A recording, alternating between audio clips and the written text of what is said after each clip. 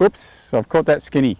Okay, common error for the average golfer coming out of the bunker, especially when it's wet or when it's compacted. The sands, they got the impression that it's really hard and I've got to try and pick the ball off the ground, off the sand. That's not the case.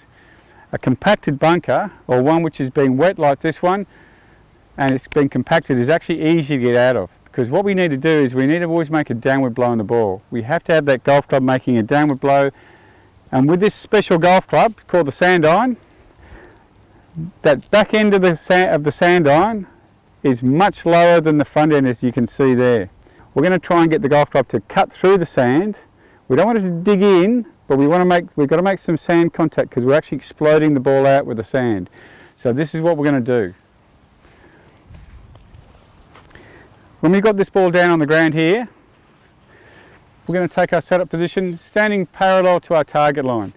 What I want you to do is wiggle your feet into the sand, because this is another important thing to do, because it tells you what sort of sand is like, if it's compact, if it's light and fluffy, if I've got sand or if I haven't.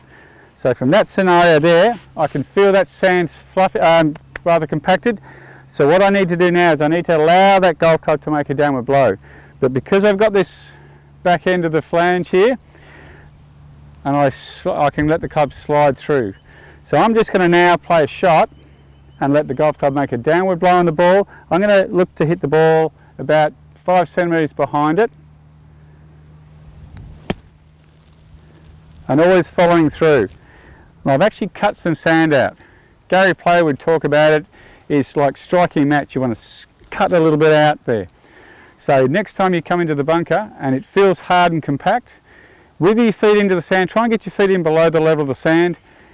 Then when we play our shot, we want to allow that golf club to make a downward blow, and we're going to cut that piece of sand out with a nice follow through. Some of you are too keen on trying to lift the ball out, and that's why we catch it skinny. What we're going to try and do is allow that golf club to make a downward blow on the ball. So this is a trick you can do.